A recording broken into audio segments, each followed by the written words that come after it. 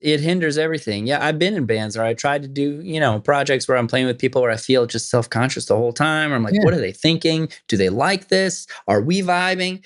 Yeah, so don't play it cool. Yeah, don't play. If you take anything away from this talk, Yeah. don't be cool. I tried it.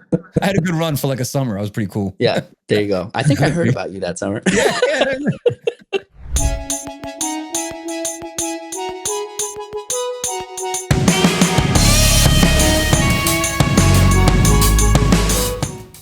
Today on Loves Music, I speak with lead singer of the band RIMENY.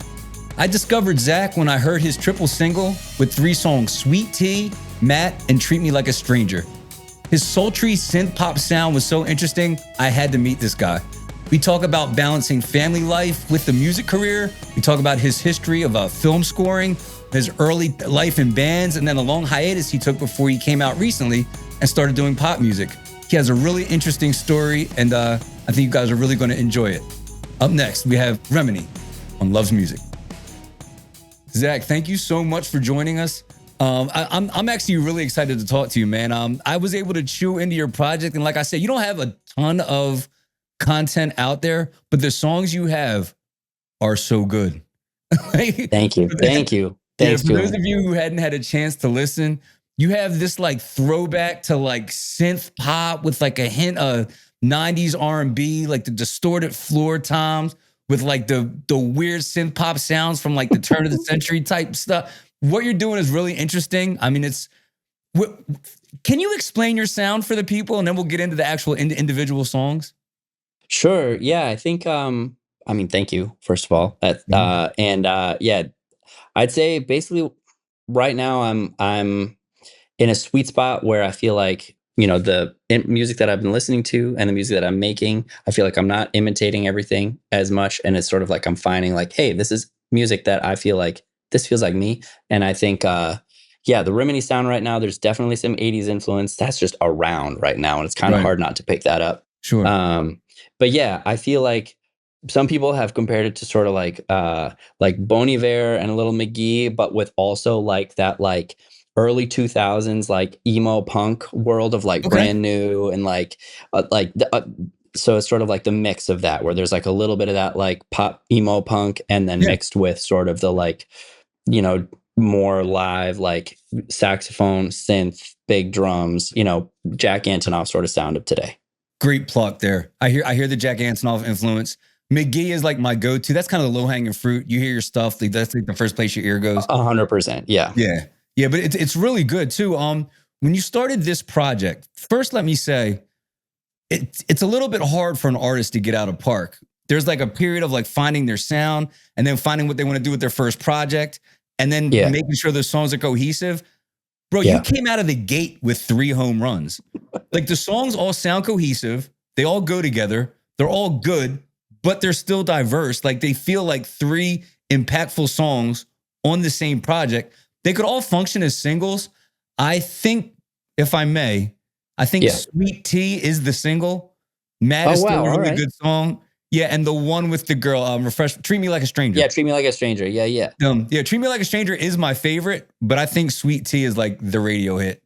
Like heavily requested, big rotation. You hear it in movies, then you hear it in like the romantic reality shows.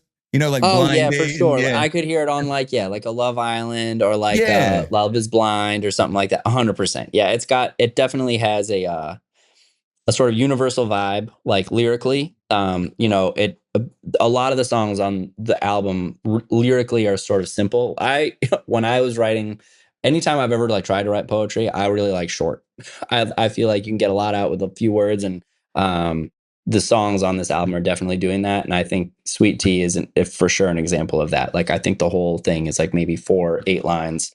Yeah. And then, we repeat. But that's a hot take. I haven't heard. I mean, Sweet Tea has been one that's getting called out when I've shared the album with, peers of mine that I'm like, hey, what do you think? And Sweet Tea has been one that people are like, oh, I listened to that one a couple times. And I was like, oh, wow. All right. Yeah. But just because I think it's it's a little bit more of a subdued track. Like it's definitely like it's getting described right now as sort of like cozy. And I think for me, that would put it into less of a single world. But I mean, who's to say? Yeah, that was, people like what they like. It's out of my hands. It's the audience gets to tell me what the single is. They say once the art leaves your studio, it belongs to the world now. 100%. Yeah, I don't get to decide anymore. Yeah, I can just make my best judgment, and then people will tell me if I'm wrong. Yeah, right. The market decides. It's in God's hands now. Exactly. Yeah, man. So you have a song called Matt. Who is that for? That's for my buddy Matt. He's my oldest friend, best friend. We went to school together since kindergarten, and we grew up together playing in bands. Around like 6th, 7th, 8th grade, we were in band together.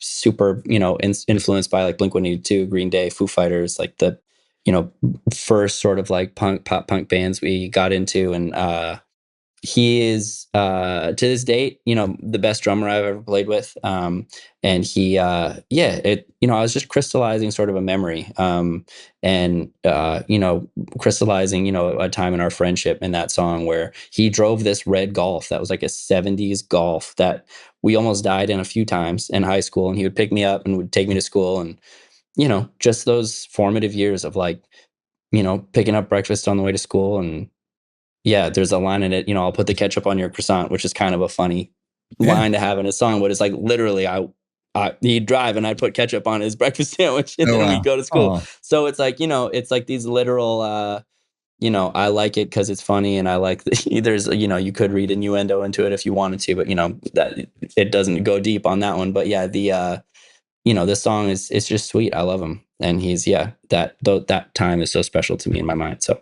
I like that, man. And I like that you could take something so personal and like package it, and not just a good song, but one that's like accessible. Like you feel that as you listen to it. Like thank you. Yeah, like who hasn't like driven to 12th grade and like stopped at, we have a Burger King by the high school. Yeah. Like, got your like $3 breakfast and like your, smoked a joint and like ate like junk food, junk fast food on the way to first period, Exactly. Yeah. Just talking about girls, talking about life, listening to whatever band we liked at the time. Yeah. Mm-hmm. Yeah. Yeah. I mean, those are the songs that resonate, like when you go in there to purposely make a hit, I feel like it ends up being formulaic. When you take those like deep, intimate stories that can touch people in like any state across the country because they have this unique experience that you also had, that's where the hits come from. Like experimental music that happens to be accessible. I'd love to connect with people who vibe with, like, hey, I got a best buddy and we had memories like that, and this song, put me back there. That would make me so happy if that was doing that for people. Absolutely. Absolutely. Talk to me about the band name, RIMENY. Where did you get that from? Sure. Yeah. As you said earlier, it's a new project, and, I needed a name for it. And for me, pulling from, things that have been meaningful in my life, or things, little gems from my past or whatever, is what I tend to do when I need to come up with a name. And there's a children's book called Trouble for Trumpets, beautiful illustrations by Peter Cross. I think he wrote it and illustrated it. And, the trumpets are main characters, and the trumpet supreme is named Rimini de Blaze. And I was revisiting that book, and I was like, oh, there it is. And I had to make sure that I was like, all right, I'm putting out sort of like a pop artist, persona here, going to try something. And does it feel like a good fit? And I think it does. And my wife, doubled down on it with me, and she's a good judge of these things, and will tell me if, something's off if I come to her with an idea. So once we were both on board, I was like, all right, let's go. Yeah, she signed off. Let's rock and roll. Yeah, exactly. Cool, man. Can we rewind the clock a little bit? Can you take me to your earliest memory of music? My grandfathers, both my mom's dad and my dad's dad, were musical. They both played piano. And then my mom's dad also played violin and saxophone. And my earliest memories are probably of both my grandfathers playing in, respective houses. And then my older brother also played saxophone, and he would play with my mom's dad. And that was like early, like I'm, baby, toddler. And then my dad is a big new age guy. So I would hear like Peter Gabriel, Enya coming from his like a home office when I was little. And then after that, it was, my sister and I are really close, and, Matchbox 20 and 3 a.m., like that sort of moment of like, of music that was really popular in the 90s. Like she and I really shared some like deep formative memories around that. Yeah, 3 a.m. will always be like very special. So yeah, those are the early ones. Right. What inspired you to transition from, just a passive music listener to being like, hey, I think I have this gift in me, and I want to create? Thanks for great question. I think I've always been comfortable getting attention. I have always been sort of a bit of a performer. I always dancing around for my family, singing for my family, and I think I had really really supportive parents, and they instilled a lot of confidence in me from a very young age, for better or worse. Too much confidence in a 10-year-old is insufferable, but you grow out of it, hopefully. And I think from, that age, like 8, 9, 10, I was starting to, play piano. I was listening to like Hanson and like writing ripoffs of Mbop and just like singing them around and getting a lot of positive feedback from my family being like, that's fun. Like you've got an outlet here for your energy and it's making you happy. And we like, watching you do it. And then, it turned into, all right, he can actually play some Van Morrison songs on the guitar and Beatles songs on the guitar. And yeah, I just got a lot of positive reinforcement from the people around me. And I think, from a very young age, I had that link of like, hey, I can play music and make the people around me happy. And it didn't feel disingenuous. Like, I think there's a lot of potential for someone to be like, okay, like, good job. Now, go do that in your room. But it never felt like that. It always felt like, that's cool. And if my mom, if I'm writing a song with my mom, when I was in high school, going through different phases of music, and I would play something for my mom, and she'd be like, okay. And she would give me sort of a real response, but she would still give me that feeling of like, hey, you're making things and it's cool. And like, I can tell you're getting better at the guitar and all that. So is there any reason that you didn't follow the typical musician arc, which is, teenagers start writing music, early 20s starting a band, rock out until, you hit stardom? Because it seems like there's a significant gap between you picking up a guitar and playing in bands and then you launching a pop career at this stage in life. 100%. Yeah, it is. It feels atypical. And I don't think I'm nervous about it, but I'm definitely aware of it. And, I saw a Matty Healy interview recently where he was making a joke to camera saying like, I'm still young and relevant. And I think he's a year younger than me. And he's making jokes about it too. So I'm like, yeah, all right, well, he's still doing it. Sure. I was in bands in middle school and in high school, and I was just such a heavy imitator. There wasn't a lot of what I was doing that I think was personal or authentic. I think I was in bands and writing those songs because I wanted to impress girls. I wanted to have friends. I wanted to, participate in that social environment of playing music. And that's wonderful. And there's nothing wrong with that. But I think when I got into college and then I started becoming infatuated with films and film music, I saw this personal connection to music in a way that I kind of hadn't in the more performance-based expressions of music that I had been exercising. And then I followed that because I saw a career path and I saw like, ooh, cool. Like, all these movies that I've seen, I really like. What is the link? And I was like, oh, Thomas Newman wrote the music. Okay, that's interesting. Like, I'm sort of opening these doors for myself that I didn't even realize were there. And yeah, fast forward 13, 14 years, and here we are. It's like I've got this stellar career writing music for films and doing mix and sound design work. It's been so good to me and my family, but it has put this part of me that was really where I started musically, of performing for my family and my friends and being in bands, in the backseat. And it's weird that, it's such a long gap where it was like, I really wasn't doing it, but it's, I feel like I'm there now, and I feel like I'm not as heavy of an imitator, and I can see myself much more clearly and be like, yeah, that's some BS. You're just trying to write a song, like whatever. And yeah, I think I'm there, which is nice. I think it's very self-reflective that you can actually pinpoint that in hindsight, because I feel like anybody who picks up a guitar between the ages of like 14 and 22, it's like girls and get a hit, It's not for sure. You don't even know who you are yet. So how can you accurately write a song from this like deep-rooted artistic standpoint. Can you? For sure. Of course. But you're narrating the life around you, or you're writing a hit so you can fit, 60 girls into a building and sell drinks, Not that there's anything wrong with that. I love a Yeah. lot of songs that are probably written for that exact reason. But yeah, Right. yeah, and I think you can learn a lot about yourself doing that. And I think I'm a late bloomer. I think I needed the time. Mm-hmm. Yeah, we actually had like a unique connection when we prepped for this call. A little bit of background. You remember the conversation talking about, getting started and launching a pop career like in your mid 30s. You remember the conversation we had? Yeah. Yeah.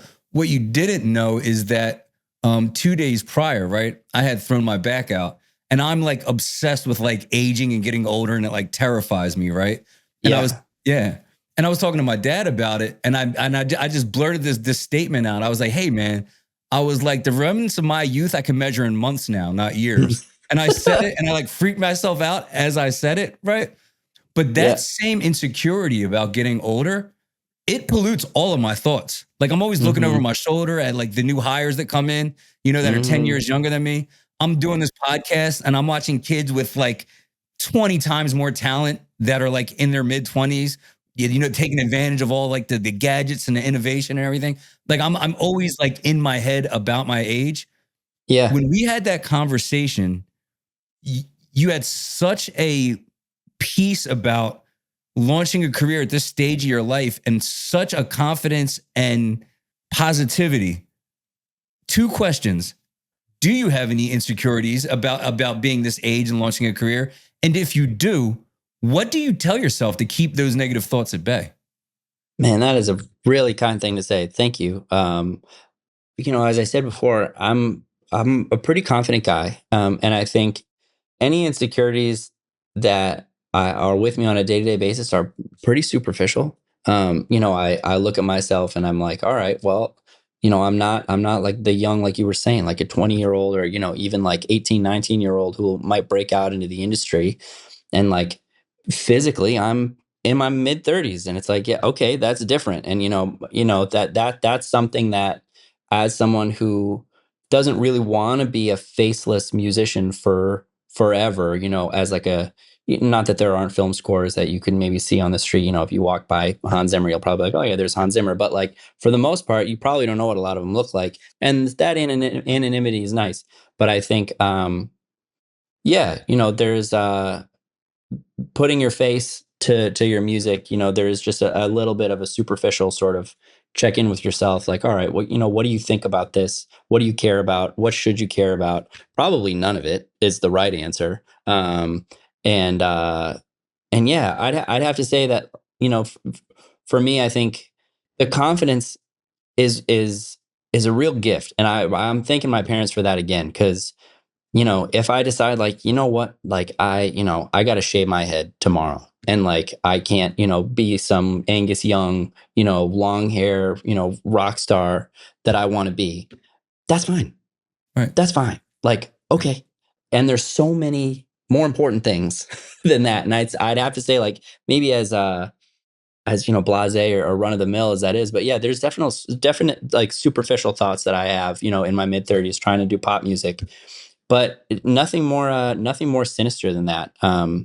And that's lucky, I think. I think I am more confident in the music than I've ever been about music that I put out, where I'm like, this shit slaps. Like this song is awesome. And I'm so psyched to put it out. I played one Rimini show, and I said to my wife beforehand, I was like, I'm nervous, but like I'm just also excited to get out there because I like playing these songs.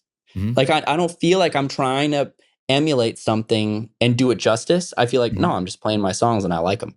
Yeah. So, yeah. Yeah. I think the confidence is so important because you have to be willing to bet on yourself. The natural tendency is to say, hey, yes, I'm a creative. I want to be me, but I also want to be commercially viable. So what happens is the market starts to kind of like poke holes at your art, and it starts to kind of mold it to kind of respond to the market. And the people that aren't the ones that conform. It's the ones that stay in that very individual lane, but you have to be willing to bet on yourself, because in the early stages, you just look like you're out of your mind, Totally. Yeah. You just look like you're nuts until the market catches up to you. 100%. Yeah. And that honestly, yeah. And I feel like never has it been a sort of arena where anything can be cool. Right. Anything can be cool. Like, I think there was this funnel of how we would consume music in this way, where when I was in middle school and high school, where it was like you were still having to buy a CD, and that means there was still like this funnel of like distribution, or it was like the CDs that I got exposed to as a 14-year-old kid. There was the funnel of like what I was going to see if I went to the record store and what was going to be on the shelf. Sure. Now you just see everything, and so anything can be cool, and it's liberating, where it's like, all right, I don't feel like I have to fit a particular mold. You see something unusual, and then you kind of go that way, and you see what's interesting, what's unique about that, what is so special or particular about this person that they're expressing themselves like this. Right. And you can be cool in so many different ways now, and that's extremely liberating. Right. And now they put distribution in the hands of the artists, between social media and the ability to just post songs. You know, I mean, 10,000 decent fans will retire you. You can make a living with, that'd be great. I'm getting there. Last I checked, Remeny's still sub 10,000 monthly listeners, but hey, we'll get there. Eventually. No, sooner than you think, man. You got good songs. You bet on you, and I'll bet on you. I appreciate it, Julian. Sounds good. Yeah, man. So there's another thing I'm always obsessed about too, man. Like, I feel like when I first got started into music, I always adopted the notion that there's two musicians. There's the starving artist that's sleeping on couches and eating grilled cheese, and there's Taylor Swift, and nothing in between. And then as I got older, I'm like, oh, there's definitely like a bunch of different avenues you can go where you can just like pay your bills doing music. You don't have to be like a degenerate on, surfing on couches. And you also don't have to be selling out the Staples Center, Absolutely. What does success look like for Remeny at this point? Success for me right now, I mean, I got kids, so success for me right now is supporting my family, being a good dad. And I think the career that I have, as I was saying before, where I have a musical career that isn't Remeny. That's, much more of what I do to pay the bills and keep the lights on, and putting the focus again on Remeny. I think the success there is, if I'm playing, 2 or 3 2-week tours a year, incredible. If I'm consistently releasing recorded music that I'm proud of, and that I've got a fan base, a dedicated fan base that thinks like, this is cool, I'm listening to the next song, I'm developing a relationship with the music that you're putting out and how you're expressing yourself, amazing.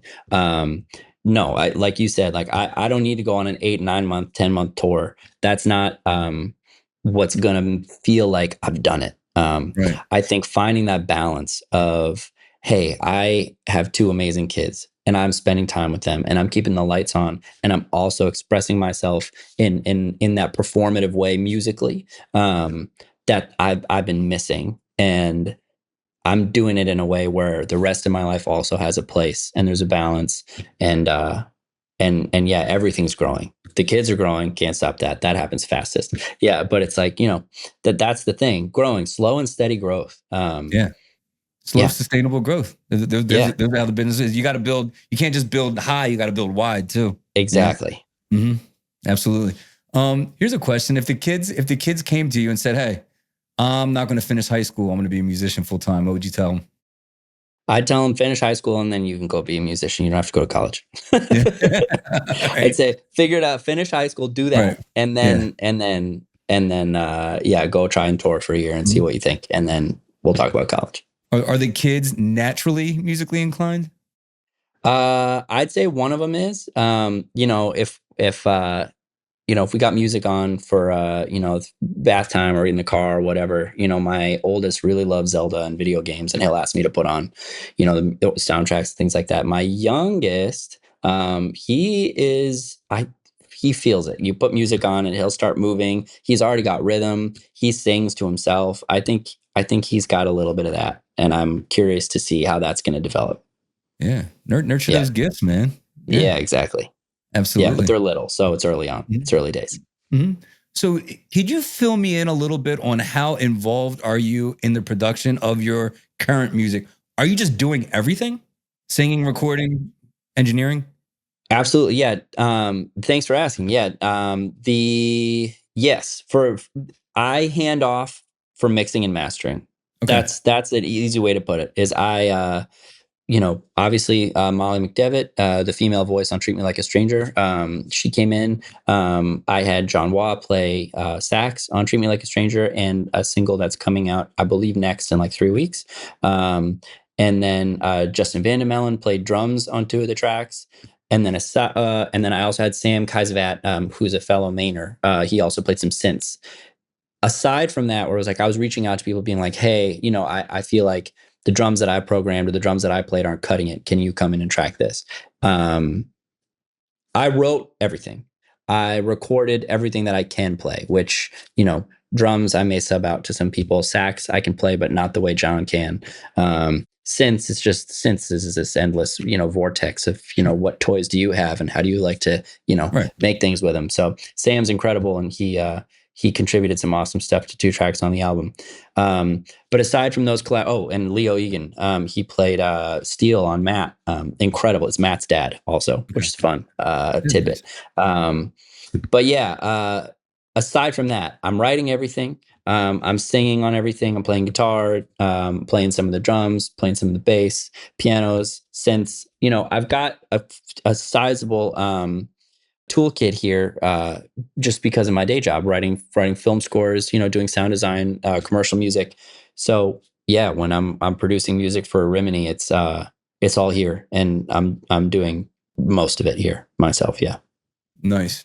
Of all the aspects of the creation process, which part gives you the most difficulty? Mixing, for sure. Yeah. Yeah, it's really hard for me to keep perspective. I am learning about myself more and more. There's this disconnect when I'm writing a song. I'm sort of rough mixing it the whole time, just because I want to hear it the way I hear it in my head. And there is a disconnect between how far I can push that in like writing mode, where I'm rough mixing and writing at the same time. And then my brain sort of tricks itself into being like, yeah, that's what you did it, but I haven't. And like, if I put it away for a week or 2 and I come back to it, I'll be like, oh, this isn't right. And so handing off that, the stems to a mixing engineer that understands the intention and the influences or whatever, it's so helpful. And Dave Weingarten mixed all the songs on this album. He's incredible, incredibly generous collaborator. We did a ton of versions of some of these songs. Some of the songs are old too. It's like some of these songs, have been in progress for a year, 2 years. Some of them are old songs that I finally was like, you know what, this is the avenue for them. Something that I wrote as like a Smiths ripoff, 10 years ago, is finally like, no, actually, this is a Rimini song, and this is how it's going to be. And Dave worked with me through all of that, and finally, I was able to zoom out, get the perspective back, be like, okay, this is what this should sound like. This is what, maybe not what I've put together, but what the track needs. And Dave helped me there. And then Rory O'Flaherty mastered everything. All right, cool. All right. So take the recording aspect out of it. And just as a musician with a family, what is the hardest part about the music career in terms of balancing the 9 to 5, the family, and then actually having to put out quality music? You're not just phoning it in anymore and making music for fun. I mean, this is going to be on a Bible project. So there's a quality standard that you have to meet if you're really going to be putting music out into the atmosphere for the purpose of consumption. For sure. Time. And it's a predictable answer, but time. I have to step away for longer than probably I'd want to when I'm feeling something. And, there's plenty of days where I come out to the studio and I'm like, oh, you know what? I'd love to open up this project and I have an idea for the song, but there's other things that need to be first priority. And I know that's relatable, to put it in a generous way. It's a super relatable problem. But yeah, that definitely keeps it keeps me focused on like, all right, what is priority one? And then Rimini gets its time. And I think the industry that I work in with the film music and the commercial music, I have plenty of days where I am not booked, or I have, the morning off. And that's when I can focus on Rimini and get some, headway done there. And it's been a nice dance for the last year or two, finishing the writing of this album, getting the songs mixed, getting the songs mastered, where I've been able to balance the family and the work life, and the RIMENY project, where everyone's been, for the most part, pretty happy with where I put my time. There's definitely days where I lean a little hard into it, but I got an understanding partner, and she's great. What's the favorite thing you like to do when you're not recording? You have to have some downtime. I mean, time with the kids, man. It's the best. It's the best job in the world. It's the best thing, and it makes everything real easy. They're number one, and spending time with them and my wife is the best. So, other than family life, music, what's something about you that we wouldn't find out just by looking at your socials? I am definitely a creative at heart person. Like, I have to make things in order to sort of feel accomplished for the day. And I do that musically all the time. In the last 5 years or so, I've gotten into it a lot heavier in the visual side of things. And I illustrate, I draw, I animate a bit, and I also do a bit of woodworking, but the illustration has been fun for me. I actually designed 2 beer labels for a local brewery in Portsmouth called Liar's Bench, and they are great guys. Dagan and Dane own Liar's Bench, and they commissioned me to do the artwork for 2 of their beer labels over the last year. So that was like a little pipe dream that came true on my end, which was really fun. Zach, that is an interesting answer. So what is the best compliment that someone has ever paid you? I mean, what you were saying about feeling, the sort of confidence and positivity about getting older is a good one. Best compliment that someone has paid me. I think my wife and I frequently tell each other that talking to each other is the best thing that we do. And I think communication is just maybe the most important sort of skill to have in life if you're going to be around other people. And I think, communicating through music is what I'm trying to do in a new way with RIMENY. But, at home with my wife, talking to one another and communicating with each other, we do really well, and we remind each other of that frequently. And, getting that kind of a reminder and that kind of recognition from your partner is, it's up there. It's unbeatable on some nights where, you're working through, child rearing, or, marriage, or whatever, long-term partnership. Yeah. Speaking of that, man, too, without getting too personal, as you're listening to this, I think that ship maybe sailed. No, I mean, as anybody who's just kind of like plugging into this interview is going to see that you're doing, score compositions, you're playing the instruments on your albums, plus you sing, plus you are in bands. They think all this stuff just comes naturally, like you could just do anything, but it would be naive to think that you don't have dark days like the rest of us. What's an example of like a dark day or something that you might struggle with? I think right now a big struggle for me is, we talked a little bit at the beginning of this about how there was this big gap between, young performing Zach in bands and what I'm doing with RIMENY now. And I think a big struggle that I'm thinking about every day really is, finding the right community of collaborators around me now, for playing RIMENY shows. It's like, I want to play more RIMENY shows. And I think, I feel no, what's the word, hesitancy toward, getting into my local community. I think I'm actually quite good at it. I'm making a lot of friends locally, but I think that there is, a little bit of a feeling of like, all right, a lot of people are in projects already. A lot of these people are 10 years younger than me. What is the local scene? And, say I wanted to put a band of 5 or 6 people together in order to play a show the way I want to play a show. How am I going to go about doing that practically? And then that dominoes into like, all right, I can meet people, that's fine, but then we got to schedule time to do it. And I am sort of figuring out the logistics of that. And then, all right, then I'm balancing that time with the other priorities in my life of like family time, work time, time with my partner, like all of that. So I think it's this domino effect of where part of the point of getting RIMENY going and getting this music out there was I miss performing. And right now, the amount of time that I can commit is almost completely taken up by like releasing the music well and in a way that I'm happy with and in a way that I feel like is establishing the vibe around, hey, if you're listening to Rimini, this is what you can expect. This is sort of the ethos of the project or whatever. And I think a buddy of mine, Joe Murphy, who plays in a local band, Small Pond, who's helped me with some Rimini stuff and rehearsed with me a few times, fabulous human being. He was like, focus on that. You can crush that. And then once that's done, focus on playing shows. And he was so right. And I think he helped me compartmentalize sort of my mind in the way I needed to. And I didn't stress myself out quite as much of like, I need to be doing all these things at once, and just focus on the things that are happening right now, do them well, and then let that good job sort of propel you into the next thing you need to focus on. Right. Yeah, I think that's a good advice, not just for music, but for life. I think I see artists do it, but I see people with like their own small businesses do it too. And they say, okay, instead of identifying the constraint, I'm going to focus on the thing that I'm good at. And so like I have a t-shirt business and I'm really good at design. So I want to make all these designs, but you don't have any sales.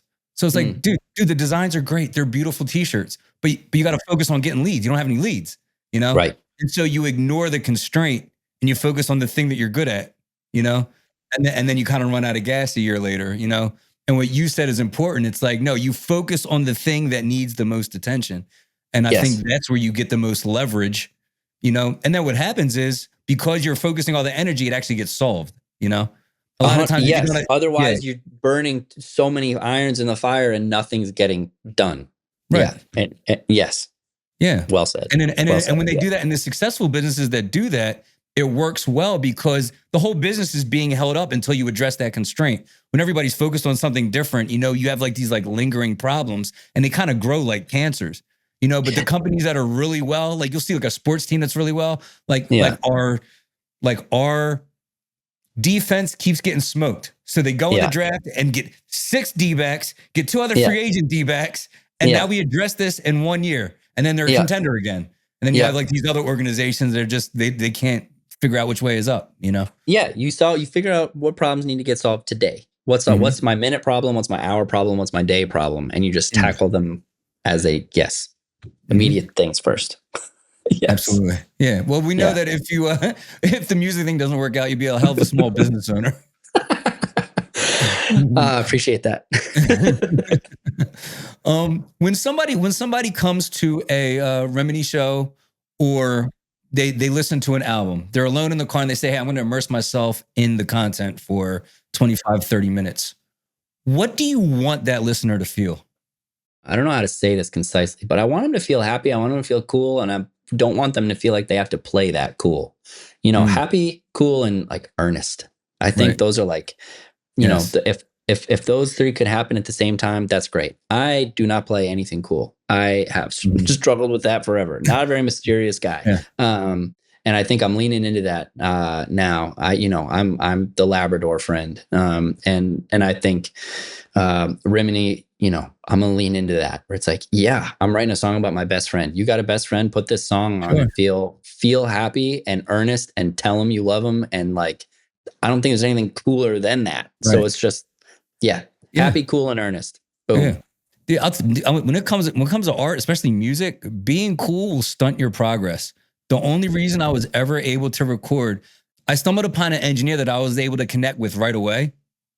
And it gave me the ability to go into the studio and just play, Like if the cards were just kind of dealt differently and I went to like a professional studio and there's like, 3 guys in dark shades, like you see in the documentaries all behind a switchboard. And I have to walk into a booth like, like I would never be able to like reach my creative potential. It's impossible. It hinders everything. Yeah. I've been in bands where I tried to do, projects where I'm playing with people where I feel just self-conscious the whole time. Or I'm like, what are they thinking? Do they like this? Are we vibing?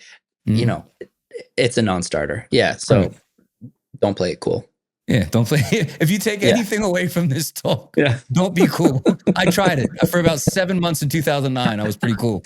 And then after that, I was done. Not worth it. I had a good run for like a summer. I was pretty cool. Yeah, there you go. I think I heard about you that summer. So I'm sure you have a lot of stuff coming around the corner. I don't know whether it be merch, show tickets, obviously some music. If there was only one way that we could support you, whether it's us at the show or just a listener that arbitrarily hears the music, what's the single best way to support you in the upcoming season?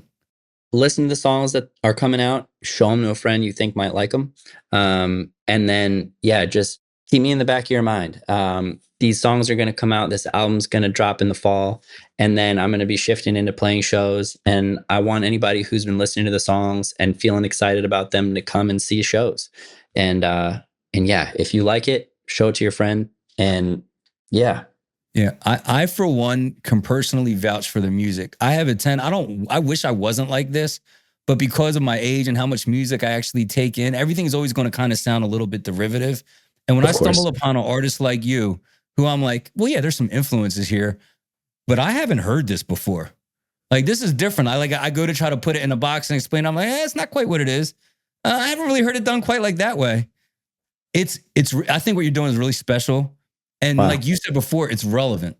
There's a lane for it. There's already, between Bieber's new album, artists like, I don't know if you're familiar with Artemis, UK guy. Not so much. I'll look him up after the call. Yeah. Like if you're familiar with The Neighborhood, the stuff Jesse Rutherford does. Yeah. There's already a lane for that. Just like really smooth, just like heartfelt, like gourmet pop music that just kind of hits you at the right angle. Gourmet it's a little pop, bit more romantic than it is dancey, you know? Wow. There's already a lane for you, bro. And I think you're going to knock it out of the park, man. I appreciate it. Thank you. If I could leave you with anything, an album or a project is like a collection of a whole bunch of micro decisions. Mm-hmm. And dude, I can't find a misstep that you made so far. So whatever you're doing, like keep trusting your gut, man. I mean, you're 3 out of 3 with the first singles.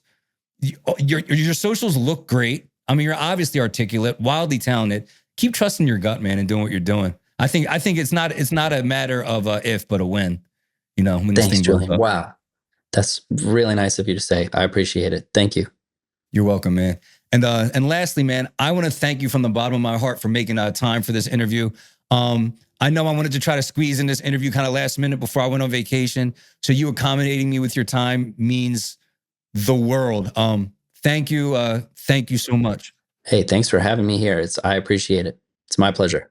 Awesome, man. And the rest of you, thank you for tuning into Loves Music. New episodes every Thursday. I'm going to be putting some RIMENY songs on the Loves Music playlist. And hey, if you like what you heard today, tell somebody who loves music. See you later.